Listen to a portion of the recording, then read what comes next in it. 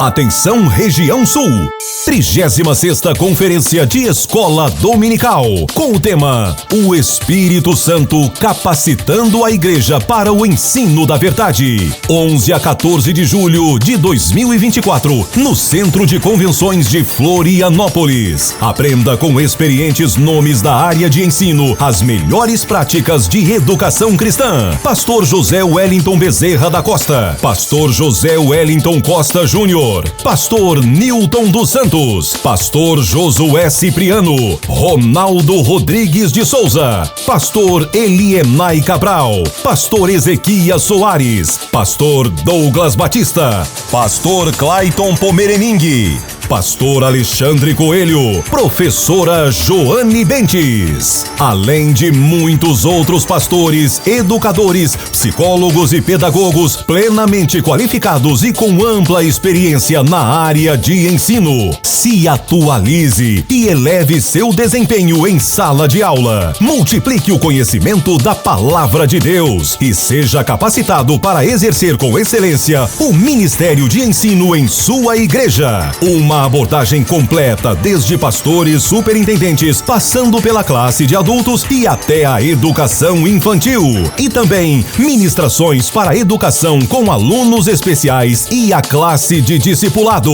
A escola dominical sendo tratada por inteiro. Serão 8 plenárias, 28 seminários, 14 workshops e diversas participações musicais. Inscreva-se pelo site coed.com.br/Florianópolis. Informações pelo telefone 21 2406 7352 ou pelo nosso WhatsApp 21 96452 2990. Monte sua caravana. Venha participar da 36ª Conferência de Escola Dominical, 11 a 14 de julho de 2024, no Centro de Convenções de Florianópolis. Uma realização CPAD, a editora da Escola Dominical.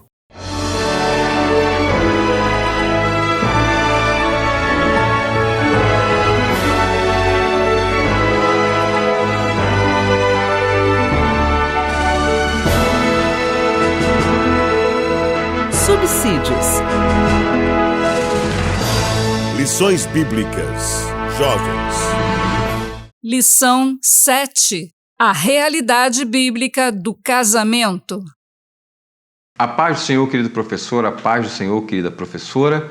Eu sou o pastor Alexandre Coelho, comentarista da lição de jovens deste trimestre. Na lição de hoje nós vamos abordar a lição de número 7, cuja temática é a realidade bíblica do casamento.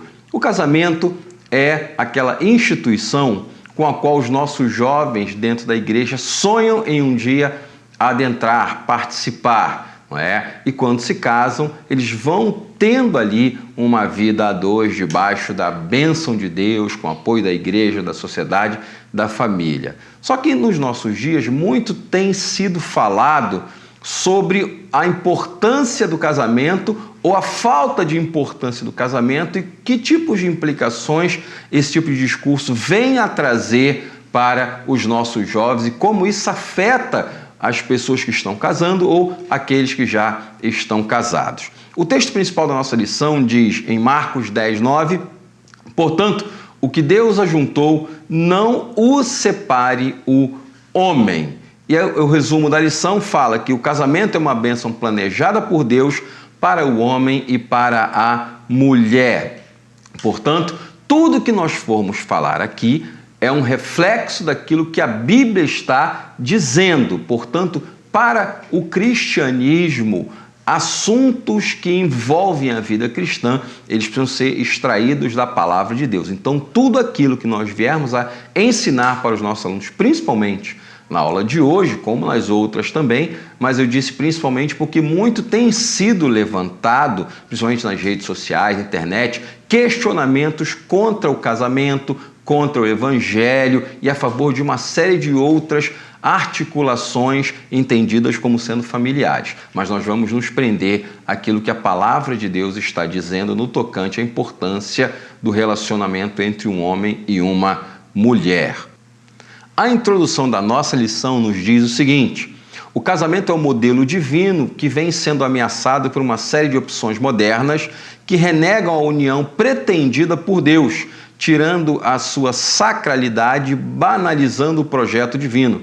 E nesta lição estudaremos o casamento à luz da Bíblia, ou seja, como eu já falei, nós vamos tratar sobre o casamento sob a perspectiva das Sagradas Escrituras.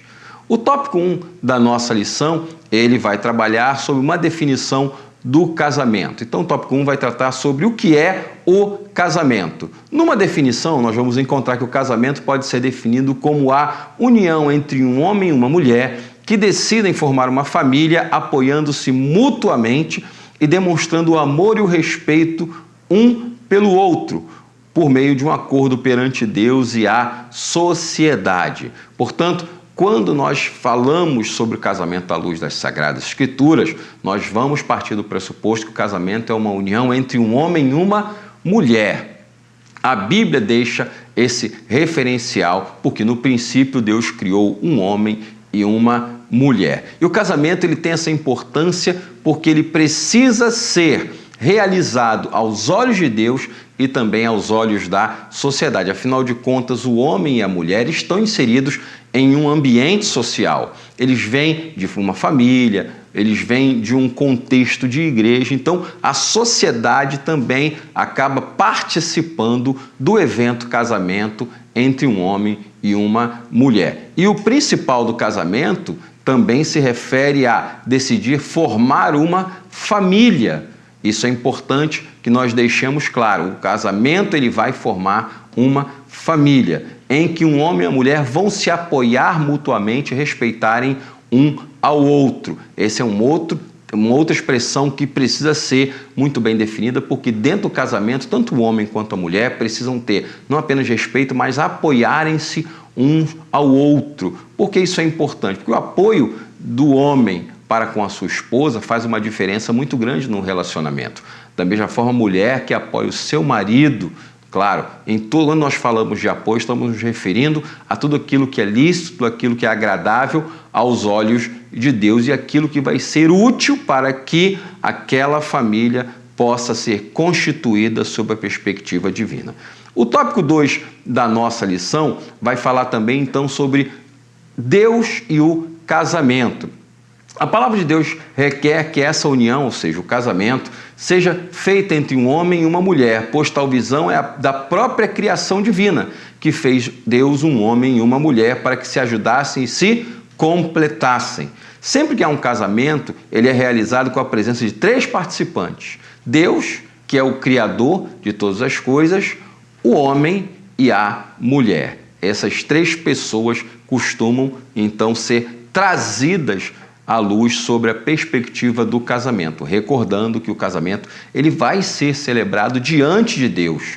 Por quem? Por um homem e uma mulher, porque Deus criou homem e mulher. O tópico 3 da nossa lição, também ainda dentro desse aspecto, vai abordar que o Eterno também participa do casamento, pois foi Ele mesmo que o instituiu. Imagine você imaginar que Deus institua o matrimônio e ele não participe daquela cerimônia ou não participe da vida do casal. É algo que deve estar à margem do nosso pensamento, pois nós entendemos que Deus não apenas cria uma instituição, mas ele também participa de forma ativa nesta instituição que é o casamento. Deus estabeleceu também os princípios pelos quais o casal deve se relacionar, de tal maneira que, se um homem é fiel à sua esposa e cuida dela, ele é fiel ao Senhor e demonstra o seu amor para com Deus. E da mesma forma, se a mulher é fiel ao esposo, ela também está demonstrando a sua fidelidade para com o Senhor nosso Deus. Aqui cabe,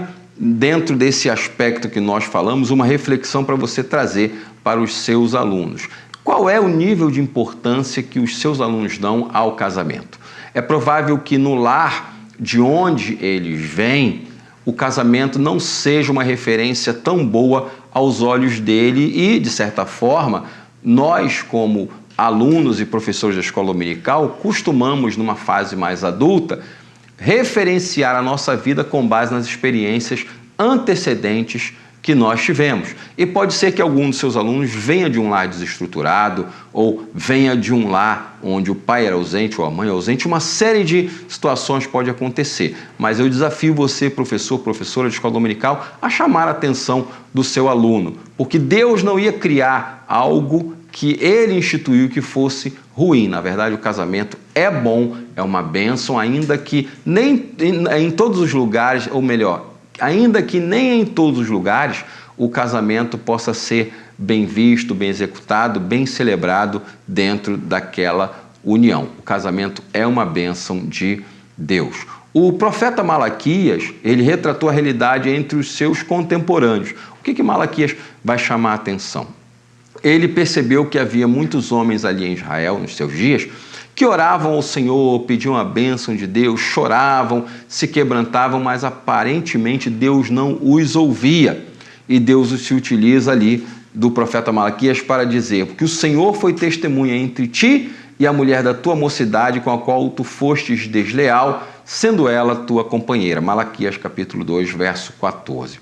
O texto nos dá a entender que os homens em Israel estavam se divorciando para casar com mulheres aparentemente mais novas, e isso estava deixando o Senhor indignado, porque aqueles homens tinham feito uma aliança com a sua esposa na ocasião da sua mocidade. Então, quando a esposa ela ficava mais velha, ou talvez aos olhos do seu então marido ia perdendo o vício da juventude, aquele homem descartava a sua esposa e se casava com uma esposa mais nova. E Deus condena esse tipo de ação em Israel, e ele utiliza justamente o profeta Malaquias para combater esse tipo de postura, esse tipo de posicionamento entre os homens que se diziam ser filhos de Deus, servos de Deus, aqueles que eram do povo escolhido. Por isso, nós estamos falando que o casamento ele precisa ter esse nível de fidelidade do homem para com a mulher.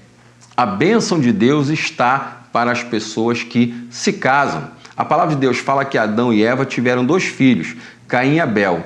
Esse foi um sinal da bênção de Deus para o primeiro casal, ou seja, poder manter a perpetuação da família por meio dos descendentes. Apesar de em nossos dias vermos pessoas não crentes que defendem o aborto, a palavra de Deus nos diz que ter filhos é um sinal da bênção de Deus. Deuteronômio, capítulo 28, verso 11. Portanto, quando um casal se casa, Deus pode abençoá-los com os filhos, com descendentes. Aí alguém pode perguntar, mas na nossa sociedade existem pessoas que acabam tendo filhos sem estarem casadas. Essa é uma situação que realmente acontece na nossa sociedade, mas não é esse o projeto de Deus para a família. Uma mulher ter um filho sozinha, criar seu filho sozinha, sem a ajuda do seu companheiro, do seu marido, do homem que realmente deveria ser ali o seu amparo, o seu reforço, alguém que lhe transmitisse verdadeiramente o amor. Deus não é favorável a esse tipo de situação. E aí cabe mais um motivo da nossa fidelidade para com Deus, tanto do rapaz quanto da moça se preservarem em pureza para que se casem puros, e isso faz uma diferença muito grande na vida das pessoas que vão se casar depois. O tópico 2 da nossa lição fala sobre o tratamento entre o casal. E a parte primeira desse tópico fala sobre a aliança no altar de Deus. O casamento é um evento celebrado diante de Deus, e ele é tão importante que somos informados da presença de Jesus em Caná da Galileia em um casamento. Jesus foi chamado para participar daquele evento como um convidado, não necessariamente como aquele que iria celebrar o casamento. E nós vemos que aquele casal convidou Jesus e os discípulos de Jesus foram com eles para aquela cerimônia. E nos é descrito que quando estavam na festa, soou aquele comentário: acabou o vinho. Ou seja, o vinho, que era o símbolo da alegria de uma festa entre os judeus, estava acabado, ou seja, não havia mais vinho.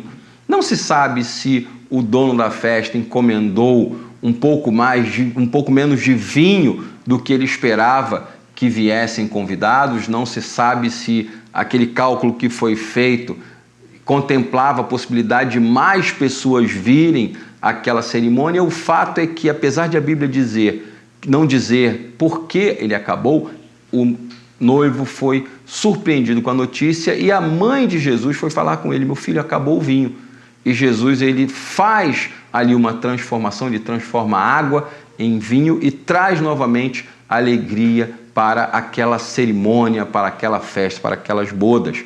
Porque nós não podemos celebrar um casamento sem convidar Jesus para estar conosco, porque é feita uma aliança no altar do Senhor. E quando falamos de casamento, nós vamos ver então como que o marido deve tratar a sua esposa. Primeiro, com amor.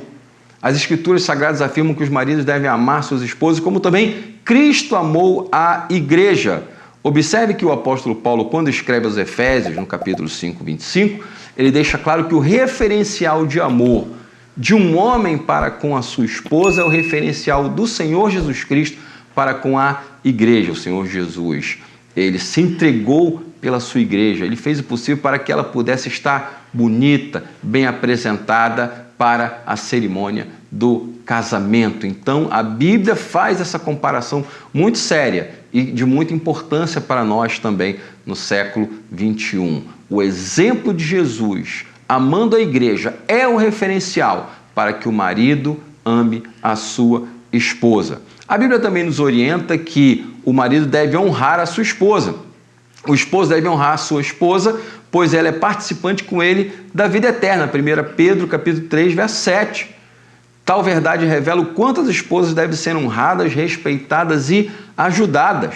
O apóstolo Pedro, ele deixa claro: maridos, amem as suas esposas e honrem as suas esposas. Porque o apóstolo Pedro, ele referencia esses tipos de ações do marido para com a mulher? Porque a mulher precisa ser honrada pelo seu marido no casamento. Quando Pedro fala esses aspectos, ele deixa claro que os maridos devem conviver com as suas esposas com sabedoria, com entendimento, honrando-a como um vaso mais fraco, e Pedro ainda acrescenta mais um pouco: para que não sejam impedidas as vossas orações. Isso é algo muito sério, porque quando nós vemos às vezes na igreja um homem se dobrando diante de Deus e pedindo bênçãos e as orações dele são impedidas, é preciso verificar a forma como ele tem tratado a sua esposa dentro de casa. Não é? Como ele demonstra que se ama ou não a sua esposa, em casa, na igreja, na rua, em qualquer outro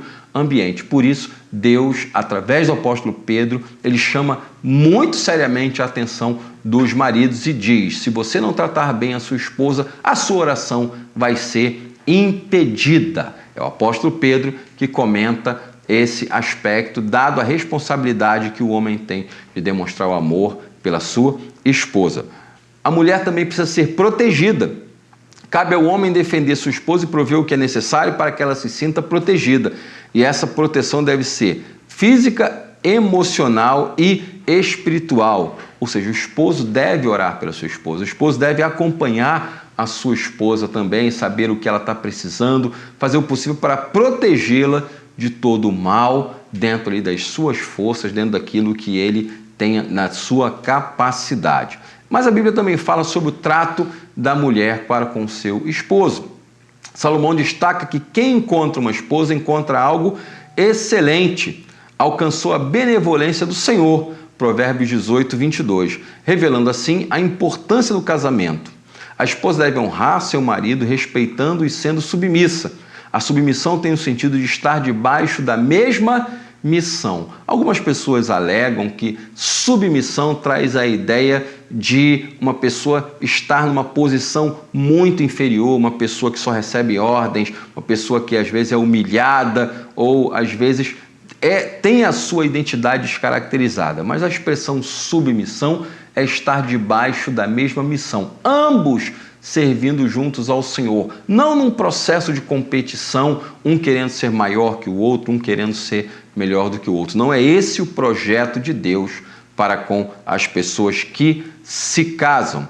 Homem e mulher não são concorrentes diante de Deus, nenhum para com o outro. São companheiros que trabalham juntos em prol da família com uma função específica.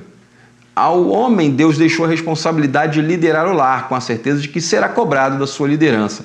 E a mulher, Deus ordenou que fosse uma auxiliadora idônea, e nisso em nada diminui o seu papel. Portanto, devemos levar esses aspectos em consideração quando formos falar acerca do casamento para os nossos alunos. Passemos agora então ao tópico 3 desta lição, que nós consideramos ser de muita importância para o cristianismo, para as pessoas que entendem ser a fé cristã, a fé que Deus orientou que existisse. Outras questões sobre o casamento. A morte encerra o casamento. A Bíblia deixa claro que o casamento é uma aliança para com o Deus eterno e só termina quando um dos cônjuges falece. Nos dias do apóstolo Paulo, como também acontece nos nossos dias, havia casos de viuvez e ele recomendou que se a mulher viúva quisesse se casar, novamente estaria livre para fazê-lo, desde que o fizesse no Senhor. Observe que Paulo ele só restringe que a mulher viúva que quisesse se casar, que ela se casasse no Senhor, ou seja, debaixo da bênção de Deus, com a bênção de Deus no aspecto não apenas da escolha do seu futuro marido, mas que ela levasse em consideração os princípios que a palavra de Deus estava dizendo. A mesma coisa, o mesmo princípio, case-se com quem quiser, contanto que seja no Senhor, nos mostra que Deus ele nos permite escolher as pessoas ou o futuro cônjuge com quem nós vamos nos casar. Por isso é necessário que nós o façamos com oração, com bom senso, com aconselhamento, não é? Para que não entremos em um casamento que vai ser um casamento turbulento e complicado, complicando também a nossa vida e a vida daquela pessoa com quem nós imaginamos que vamos nos casar. Deus nos permite escolher com quem vamos nos casar, desde que seja no Senhor. E isso naturalmente exclui qualquer tipo de casamento misto, ou seja, uma pessoa que tem a fé cristã, que aceitou Jesus, que serve a Deus, se casar com uma pessoa que não serve ao Senhor. Outra observação que deve ser tratado é que um cristão jamais deve se casar com alguém que não seja crente, por mais bondosa que essa pessoa seja. Paulo, escrevendo aos Coríntios, pergunta: que comunhão tem a luz com as trevas? 2 Coríntios, capítulo 6, verso 14. Mas aquela pessoa é tão legal, aquela pessoa tão boa. Mas se ela não serve ao Senhor, se ela não aceitou Jesus, não nasceu de novo, não se case com ela, porque você vai ter muitas dificuldades no seu casamento. Aí algum jovem pode até falar: puxa vida, mas eu posso casar e aquela pessoa posteriormente aceitar a Jesus. Mas a maioria enorme dos casos, as estatísticas nos mostram que, em média, para cada 10 pessoas que se casam com uma pessoa não crente, pelo menos 8 acabam depois saindo da igreja e somente 2 veem o seu lar sendo alcançado de forma integral pelo Evangelho. Portanto, tome cuidado com as suas escolhas, com aquilo que você escolhe fazer, porque com certeza há uma colheita em todas as nossas decisões. O segundo aspecto, o divórcio. O divórcio é o fim da união conjugal pela lei dos homens. Ele não foi planejado por Deus, mas era uma prática considerada comum nos tempos bíblicos, por causa da dureza do coração de muitos homens. Mas Jesus deixou claro que o divórcio, em casos de relações sexuais ilícitas, era uma exceção, ou seja, Jesus não chancelou o divórcio, Jesus não apoiou o divórcio. Ele entendeu que, diante de uma grande complicação, quando um dos cônjuges tinha uma prática sexual inadequada ao casamento, em casos de impureza sexual, traição e congêneres, o divórcio ele iria acontecer. Mas observe que desde o início não é esse o projeto de Deus, que haja o divórcio ou a separação entre o casal que estava ali. Uma outra questão que deve ser levada em conta, que é muito comum nos nossos dias, é aquela expressão: o casal não é casado, mas estão morando juntos. E há até quem diga que amigado com fé, casado é.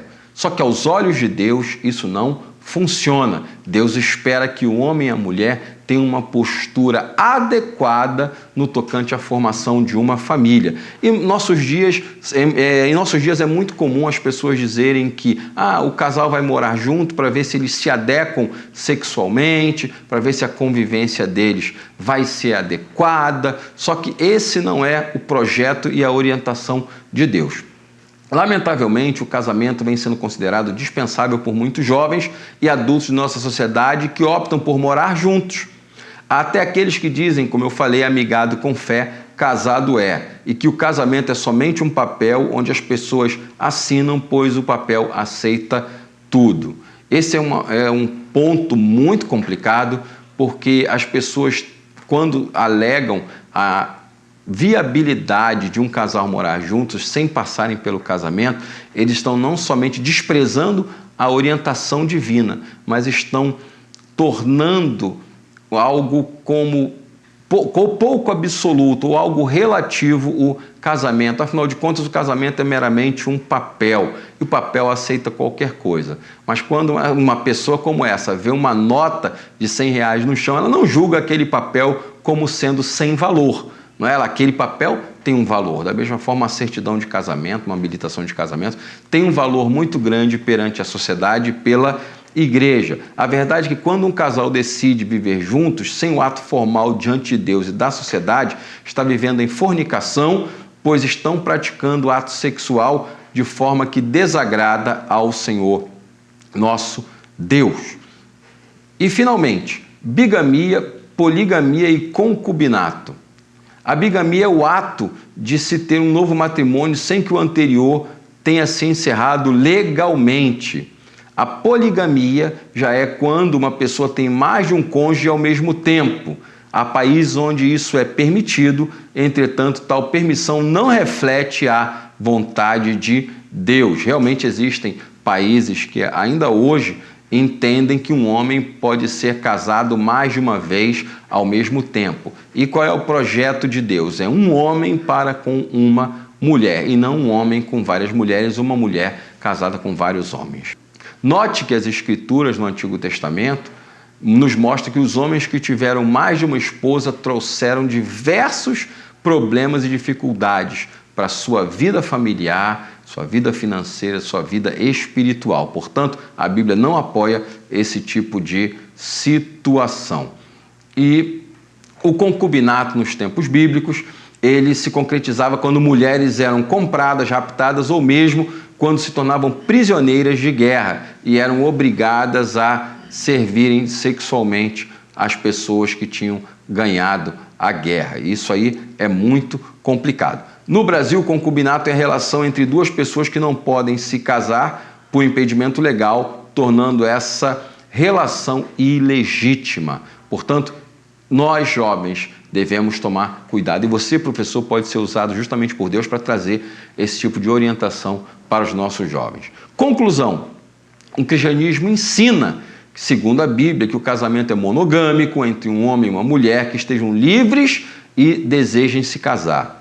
Ambos têm diante de Deus e diante de si obrigações que farão com que essa união seja bem-sucedida, e a escolha de com quem irão se casar deve se pautar também por princípios espirituais. Aproveite, professor, esta lição neste domingo, aproveite você também, professora, para falar com seus alunos ou alunas, para que eles orem ao Senhor e que eles se tornem pessoas que serão usadas por Deus para serem bons maridos ou boas esposas, porque o casamento é uma bênção de Deus, é algo com o qual Deus se agrada. No casamento, homem e mulher não competem entre si, mas são companheiros, parceiros debaixo de uma missão orientada por Deus. Que Deus abençoe grandemente a sua aula neste dia.